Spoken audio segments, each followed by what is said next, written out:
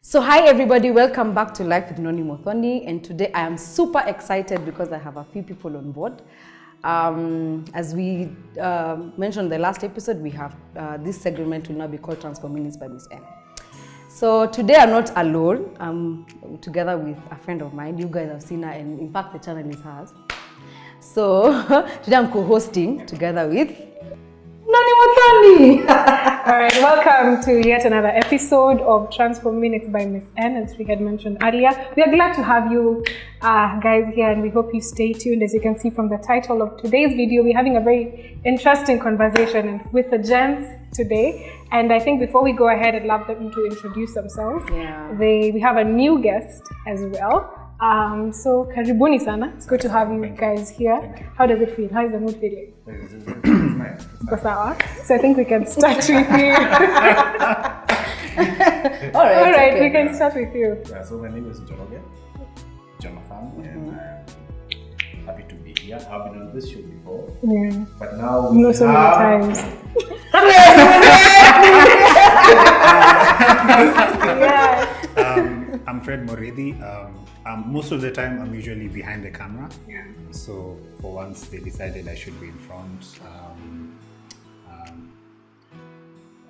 Talk a bit on a few matters concerning. Well, they'll tell you what it is. Yeah. But delighted to be here. Fantastic. Yeah. Karibuni sana. Hujasema Kenya anafanya. Oh, they see what they do. Yeah, like, Okay, maybe alright. some audience here would I think it's because we know as well. Photographer, filmmaker, voiceover artist. You could tell from your voice. Hey. Wash it. Some wash So it. yeah, just a few of the things that I do. Yes. Yeah. Yeah. Are you also adding? Yeah, please add what you do. Yes. So I'm not a gospel artist, but I'm in production and media and advertising. Yes. But you forgot to say you are also husband. Yes, I am also a band to do our host. Yeah. Yeah, so I think Noni, maybe you could tell us the topic for today, and then We can start. We can dive in. All right. So today, for the longest time, I think men have been known to suffer or to undergo a lot of pressure, especially when it comes to marriage. Unlike ladies, am I right? Like ladies have less pressure. Like why you not getting married? Tunataka kuona mtu. I think the pressure is more on we have men. reacted somehow. Let's hear what. Yes, so that's what we're going to be talking about. Simply, we're going to be discussing how do these guys handle the pressure of being told, you need to get married and you need to see somebody. Kwani haujaleta mtu. It's like that's how the cycle of life is. You finish school, get to campus, get a job. Okay, alafu sasa, what's next? So that's what we're going to be talking about today. So welcome, stay tuned, grab a snack, and let's enjoy the conversation. Yeah. Yes. So tell us, so what are these pressures that we go through? So today we're having a single guy and a married guy. So we're going to be hearing from both perspectives. Yes. All right, go ahead. Yes. No, first, have you gotten pressure so far? Yes. Well, yes, there is pressure, particularly in my case. My brothers on either side of me are both married, so and considering my age, which shall not be disclosed, there was that pressure not only from my folks, but from friends. They're like, okay, so what's going on with you? Like, is my time? Yeah. Biological clock. Is there no lady in the picture? Yeah. So yes, the pressure is there. I think for me, it's just particularly because of past relationships, having gone through a number of things. So you kind of Want to take a sip back? yeah, you give yourself a moment's pause and just sort of be very retrospective about what happened in those relationships. Right. Did you have something? Were you at fault? And if so, have you worked on those problems? Those kind of things. Yeah. Which is very important. Yeah, I think It is, yes. Yeah. Yes. The only problem is now that if you prolong pause. Yes, Have there's you also prolonged? that. There's that temptation. Speaking for myself, and I have been called out on it. The problem with that is especially when you're single for quite some time, you tend to fall into that comfort zone. Because there's security in the fact that there's no drama, there's no one to, there isn't that a drama. Yeah. So you sort of have to be very careful, and it helps to be in the company of, good friends that can tell you, you should be careful that it's not that that you're falling into. Babe, did you get any pressure? Yes. Oh, you did? Okay. Yes. So on the flip side, I don't have many years as he does. You had to mention it. So for me, I think the issue was, are you sure you are of age? Yes, that was okay. And me, I was ready. So the question was, do you have enough money to sustain a wife, to sustain a family? How is your business? By that time I was full-time business. How is your business? Ukitaka kukaa ufikafike mathati vitu kama hizo. Now that was a problem. Now for him, you see, he has brother Ju.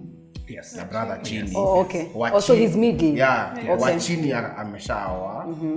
Wa Juu ako na wife. Yeah. So and with children, so now that makes it even easier. So for me, I'm the firstborn. Yeah. And of course, my parents are worried. They have never done this thing before. Yeah. So nashanga, kijana, rada.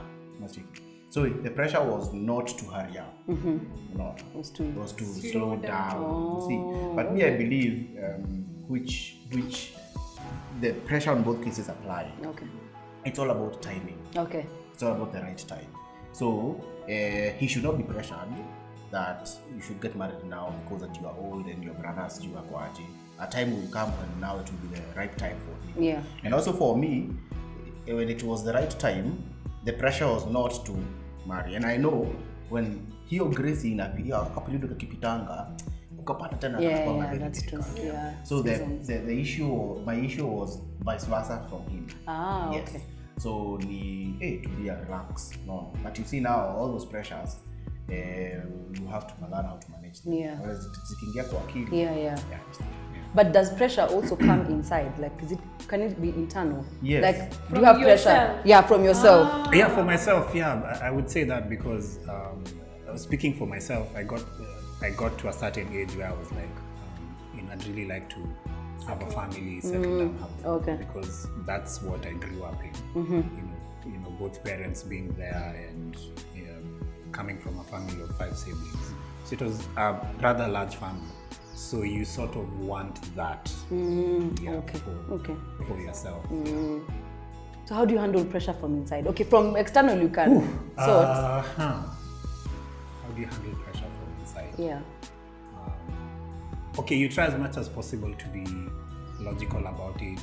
You just don't start dating the next person you meet down the road. Okay. It helps to have, again, I keep going back to friends. Friends really help because they're a moral compass for you. Even when you're not thinking logically, they can especially having the like-minded. Exactly. So like in my case, he helps me a lot. Even though I'm older, but in terms of marriage, he has much more knowledge. So he really gives me a lot of tough love, brutal honesty, which is always a good thing to come from a friend, because he's not there to sugarcoat it for you. He's just there to give it to you as it is, to kind of help you along. There's also something very important that he's mentioned, and that is when that grace period comes. So like if you really fall into that comfort zone, you might actually not be aware of that. So you need to be very careful. So you just kind of have to be like, waiting on God for when that moment comes, you're ready.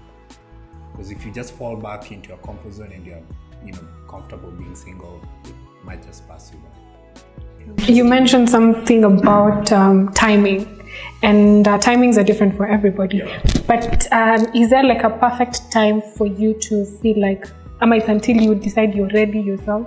Or did you just feel like there's a perfect time for me? I know by like 27 I should be married, or by 28 I should be settled. So for me, I had put for myself deadline. Your timeline. So you had a plan. Yes, I had a him, he plan. I had a yeah. deadline that at CPTC 27, you guys will get married, which I got married at 27. Yeah. So there is a place where you unafanya inaitwaje? Unaweka date, unaanza kufanya So you work now backwards. Oh, okay. backtrack. So unaanza kujua this is even going to happen. I remember there was a time even I told you, if right now you break up with me, timeline yangu ya 27. Yes, I just go to another person and I will get married. Yeah. But now that's really the point. That's not the point. Yes. but for others who may not work like that, it just happens that inafika period fulani una feel too, there's that feeling una feeling. Okay.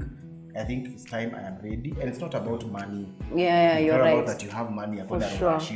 Wedding. Yeah. Just that you feel now, I think you are able to accommodate another person. Wow. Yeah, for sure. Because a lot of people think it's money. I remember from the time we did the episode, dowry and all that, I was saying a lot of the comments and feedback that we were getting, and I would see a lot of men talking about, I don't have the money. I don't have the money. So it's really not a money issue. It's understandable. There's that temptation because, being the man, being the provider, your mind sort of thinks that way. That tangoja mpaka nipate ndio I can actually settle down. But that shouldn't be the case. Because what people don't understand is that, you see, kitu ya marriage, and let me first of all put this out there. Yeah. You understand me. Yeah. Marriage is not going to the altar. Marriage is not going to the altar on a Saturday. Rings. That's not marriage. That's the wedding. No. Yes. Okay. Marriage is the way you, as a gentleman and a lady, you decide now you want to have this work together. Some of our grandparents hakuko na kitu za wedding. Mnakuja mnakaanisha, mnapata watoto. Now, God, that's what marriage is to God. Marriage is an agreement between a man and a woman. So marriage is all about a woman and a gentleman coming together na wana agree mtakanisha pamoja. And when you commit to that one person, is you have committed to that one person. Yeah. So I wanted that to be out there so that isikuwe ni ati lazima mulienda kwa. There are people who are not even Christians who are watching this video. So it's just that commitment. It's just that now when you are a person for the church, people believe that you have to go to the altar or to be a legal marriage. That there are people who even go to the AG. So now you have understood that. So now when people are getting married, one of the issues that comes in is story ya pesa. And when you think about money always, you will have those chills. I actually never get married to some extent. So what happens is that people don't understand that marriage is an institution that God alianzia. And since it's God's institution, He will not let it fall unless ninyi mmeallow. So when that grace period ya kuoa inakujanga, what happens is that since it's something that is divine, resources just divinely come. I agree. Totally agree. You know something else like children. When you get children, when people get married, they fear getting children because children is an expense. But what you don't understand is that this is a gift from God, and every resource needed to take care of it inaletangwa. So people now don't wanafikirianga hivyo, wanafikiria mambo ya pesa. In fact, those are some of the things that is gonna cause we young people to put a lot of internal pressure. Because there's no money to get married. You want to get married, yes. Now in the situation where you want to get married, but the internal pressure is so much. Pesa itatoka wapi? And also as ladies, I think we're also giving them, especially I think so, we do give you pressure. Sini kweli? We are talking about girls ladies. Okay, not us. No, not you, obviously, not you. Sorry, not them. Just that give them a lot of pressure. I want this kind of I think so. I want this. The other day I had to match up to this lifestyle. The other day I had a lady say, the time I'll get married, my husband must buy me a gown worth 250,000. You see now, and it's not yeye anajibaia, ni mwanaume anabaya. People, okay, actually women believe, okay, me I'm different. I didn't tell him to, but women believe that the man should buy me. It should not be, yes, it should not me be buying. Okay. It should be him sorting me out. So all expenses about my wedding are all to him. You should just present yourself. Yeah, I just come, you fit the gown and all those things. Sorry. Yeah, I get you, man. So now Sorry. those things. Now you see, now that lady forgets. I think we will maybe have another episode talking about red flags from a lady. Oh yeah. When nikiongea tu na msichana nisikie hiyo ndio direction anatake. Unaona? I just ask myself a question. Kwani your marriage is a one-way traffic? Oh yeah. No, Because it's both of you coming two together. ways. Yeah, You're it's giving two 100 ways. and Yes. Yeah. So let me buy you the gown ya 250. Nikubaie suti. Mimi nibaie suti basi. Because all we are saying is that you see now those are the things even Fred is saying. Hata hatujafika kwa wazazi. Oh. Bado kuna yeye. wasichana wenyewe wamesha kuwekea hicho Isho. It's okay. hicho kipressure madem wenyewe washakuwekea. So even you don't want to even engage a lady because you don't know ati ataanza kuleta. But you feel like you're ready to get married. You're ready Yes. to feel. You just feel you are ready to get married. And all the stars, if they are stars, sorry to use They align. analogy. Yeah, they align, All the yeah. stars Exactly. are You're aligned. aligning. You have money, you have what, you have what, you have what, you have what. Not even we'll give you money. Yeah. Unapata kila mtu ako hapo nini unacheki unapata vitu tu zinajiana. Then your friends are getting married. Yeah, exactly. Vitu kama hizo. Your circle is all married. This is my dilemma. This is my dilemma right here. Yeah, so it really happens. Yeah. Oh, I think the worst one actually is the pressure inside, I think. Yeah, Inja, you know. Let me tell you, the pressure inside, how I think about pressure inside. Yeah. There are so many things that give us pressure, internal pressure. To me, I feel internal pressure is very easy to manage. For this reason, because see marriage peke. Like for example, when I go out and I see my friend to someone high school, I'm a akona V8. Yeah, exactly. Like, Now that's another thing that gives me pressure. You understand? Yeah, pressure ya umse alianzia business juzi ashatokea kwa 40 under 40. So I'm 35 under 35. Kwa nini busy yangu ni? So there are so many things that give us pressure outside. So the way you manage that pressure is the same way you manage this pressure. Of a marriage now. But let me tell you the worst pressure. The which one? Ni ya mzazi. You pressure ya mzazi, you respect this person. yeah. You really respect this person. Na huwezi taka kumrudishia hata wewe ni Disrespectful. Yeah. Then they have, parents have so much power. Yeah. They have to so some much extent, power. yeah. So your pressure, mimi naona ikiwa, that's quite much. Because I still want, like, for example, could friend go and take a lady na muoe bila consent, hata si consent, wacha tuseme bila blessing. Hapana, lazima waketi chini muongee. Mimi mzazi wangu, I had to make sure like a year earlier nimewambia niko ready. Because if I wanted their support, kama watanipeleka rurashio, kama watanipeleka introduction wa kila jiwe, lazima hata wajipange, lazima wajue yenyewe Jonathan ako confident. Juna parents also what they don't want embarrassment. So in that case, let me ask, like, for example, Fred. Yeah. So let's say I'm your mom and Jonathan. Jonathan is analogy. But anyway, let's say we are your parents. So you get any pressure to get married. Then you get someone from the blues and then bring them over. What if we say we don't want that lady? Because of 1, 2, 3 reasons. Will you go back to the drawing board and maybe you are convinced? You understand my question? Where do you draw the line? Exactly. Where do you draw the Because like if it's... Because I've seen that a lot. Okay, as well. you go ahead. Yeah, I mean, it's a part of your question. No, Where do you draw the line? yeah. Because now, even if it's internal pressure, Okay. you can handle it to some extent. Yes. But now... I don't know. I think, and I know of one experience where the parents were really against the lady. I think in this case it was on the basis of tribe. So I don't think the parents even showed up during the wedding. It was that know a bad. case like that. So I think at that point you just have to respectfully disagree with the parents. Yeah. Okay. So you Respectfully. would disagree? Yes, Respectfully? yeah, respectfully. Just tell them, Dad, Mom, Maze, this is the lady I love. Just can't go down here. You know, a woman And then is what different. happened? And then here's the funny thing: what happened over time? They've She was come to accepted. love, Yeah, yeah. they just came around, and actually, this man had to and accept the wife. it. Yeah, you have to. The man and the wife, they're the pillar of that extended family. So things just have a way of working out. But you know, like now, the reason I've asked that question is because when a woman gets married, let's say like for you, when I got married to you, my parents were happy because we were saved, your family, you understand? When it's vice versa, if I'm the one who's not saved and all that, I'm still somehow the man side can take me as I am. The tricky bit is the other way round. Is you now coming to my, because if you are poor, the parents' family will refuse.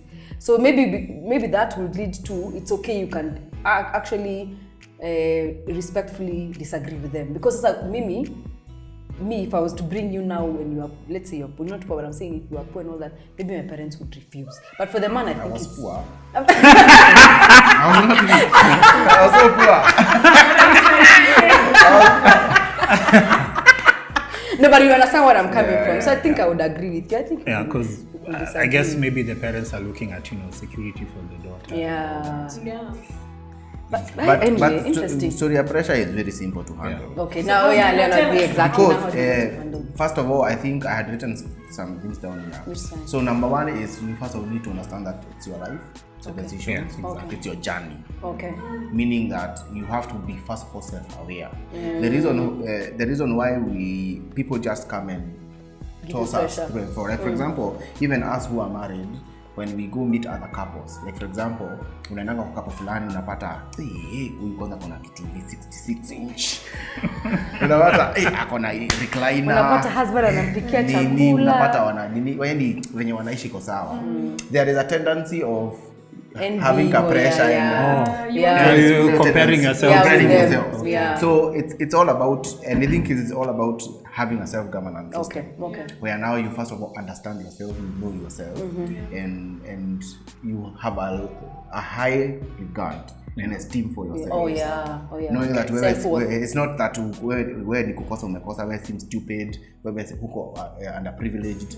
You're not missing anything. It's just that wao wako hiyo level, mimi niko hii level, nitafika. Hata maybe si in your direction. Yeah, like for example, if why would you come to my house and glamour over a TV, and you're not a TV fan. Yeah, true. That's true. So you see now, wao wako na TV kubwa too. Like for example, me, I love a huge TV. That's why I have a huge TV at home. But another person, new story yake. Yeah, anapenda vitu baridi. So akona freezer na akona double door. Akona freezer na akona double door. But you see now, there is something he has more than values more than you. Yeah. So it's value yourself. Okay. Understand that this is who you are, and this is my journey. I'm the one to get married. What time is best? Yeah. Like right now, if Fred maybe is aware of himself that I need another 1 more year, you put this and this thing straight. Yeah. So if the pressure comes, he will be very easy to bounce back on me. Ni sawa. Ziko sawa. Lakini tulieni mimi nawapangia. A person who is not self-aware, kenye atafanya ni ataenda. Ni kama niliulizwa, "Kwa sure unataka get married? Don't you feel like some more time to go study?" I'm still studying and I'm married. I mean. Yeah. That's true. Yes. Yeah, so I get you. So that I think that's the first thing. So once you do that, the second thing is that you have to be brutally honest with yourself. Okay. Do I want to get married this time, or I want to wait? No. So if you see, the parents may be saying something because it's true. Oh. Yes.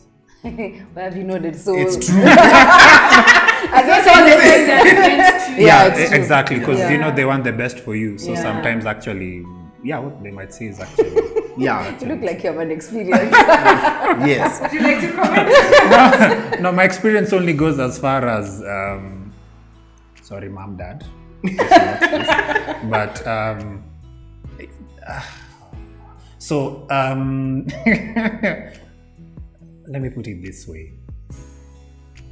Someone was found, and again, what you need to recognize is parents do these things with the best of intentions. Yeah, so that's true. That's true. This guy, it's about time. It's been a while since he brought someone. So what's happening? Should we assist him? So that happened, and you assisted. I was assisted, but I was like, I'd like to do this, like he said. This is my journey, so I know what's best for me and what will be best for me. So At those points, you just sort of have to put your foot down, but also recognize that they're your parents, and that you love them, they love you, and they want the best for you. But you know, mom, dad, I got this. Msichana anakuja. Interesting. So you have to be honest with yourself and say the truth is that the parents are pushing me this way because they are. It's true.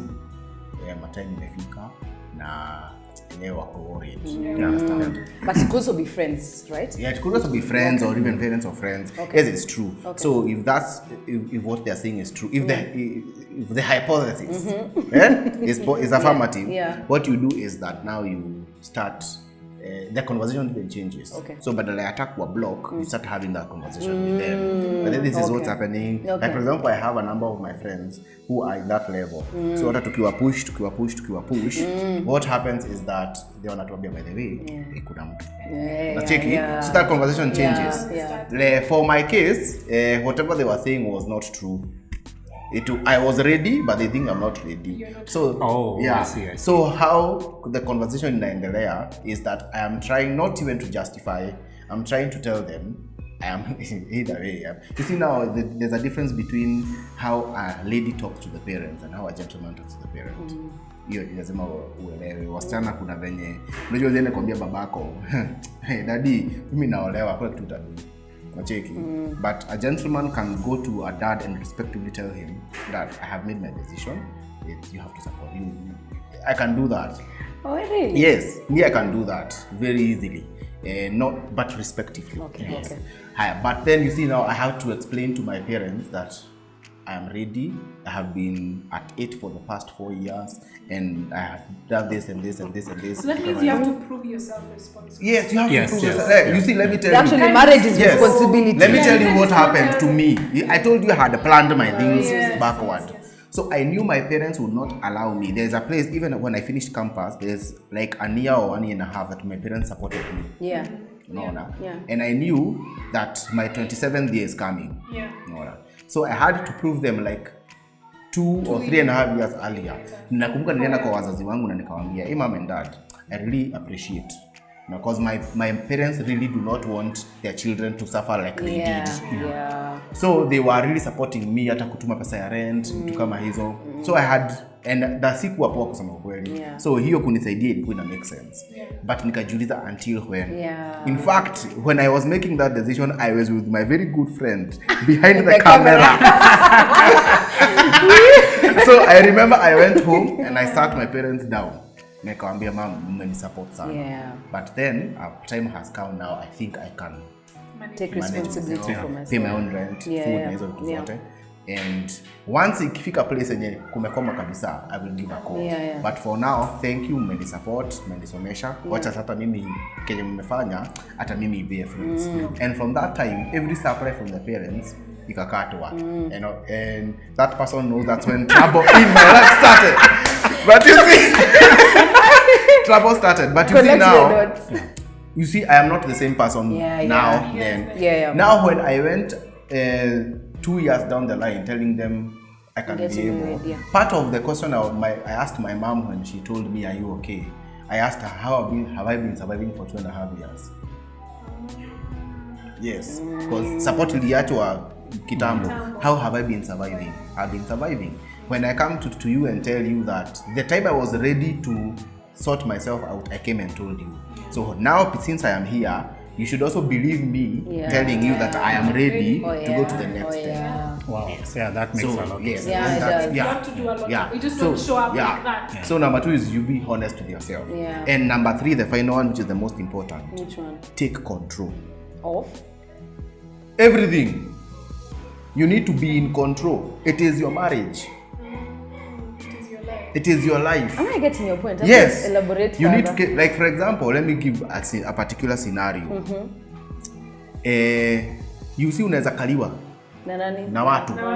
Mabeshte wakukalie, wazazi wakukalie. It's as if you are under their masses. You need to take control. And how do you take control? You take control by, first of all, kuambia, hey, hii maneno ni yangu. Hii ni maneno ni yangu. Na ni mimi nimedecide venye nafanya. Yeah. So time like for example one statement that inakuanga akila, mom, nikitaka kuona nitakuja kukuambia. Yes, like for example right now my parents always asks me, our parents wananiulizanga, kwani kama mtoto akakuji? Kuna kwanga sasa. Mimi naambianga, this is how I just tell nini, mom, kitu kikikuja mimi nitakuambia. Eti kitu Kitu ni kumaanisha if anything comes. Kitu kikikama mimi nitakuambia. Na simam siwacha mimi nianziange hiyo conversation badala ya wewe uanzie. So to your story tusionge mpaka time yenye kitu kita happen, I will be the first one to know.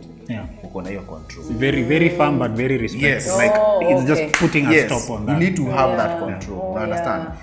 Because if you don't do that right now when they are wananini, for example sahi Fred apewe pressure na wazazi na mabeshte, aenda tafute msichana na huko akuje alete the same people, the same parents will dictate where he gets married, where they live.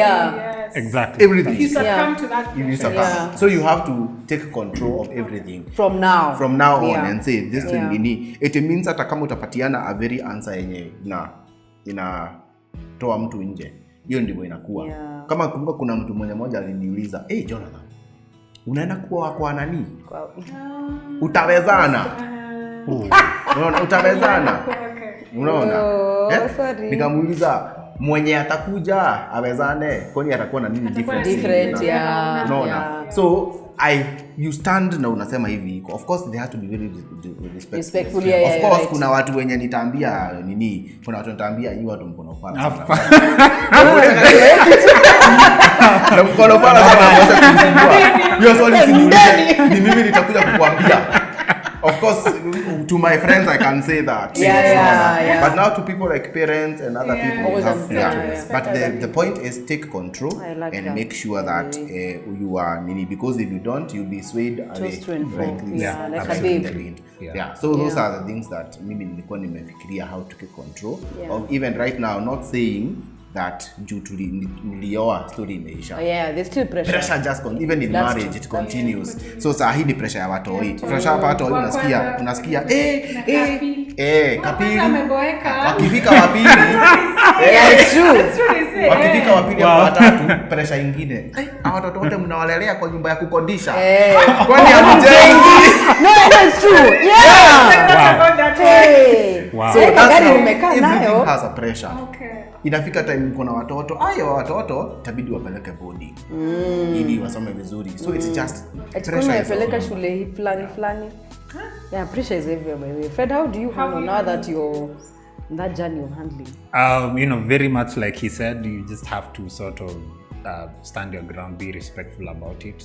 Just always recognize that it's your journey.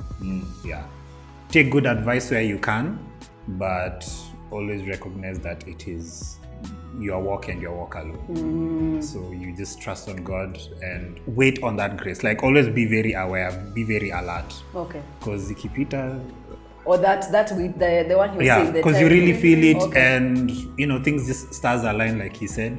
So you just have to be very aware and very alert to that happen. But now what if the grace period goes? You wait for the next cycle. I'm not sure. You just wait for the next one. You wait for the next one. It hasn't happened to me yet, but I don't know.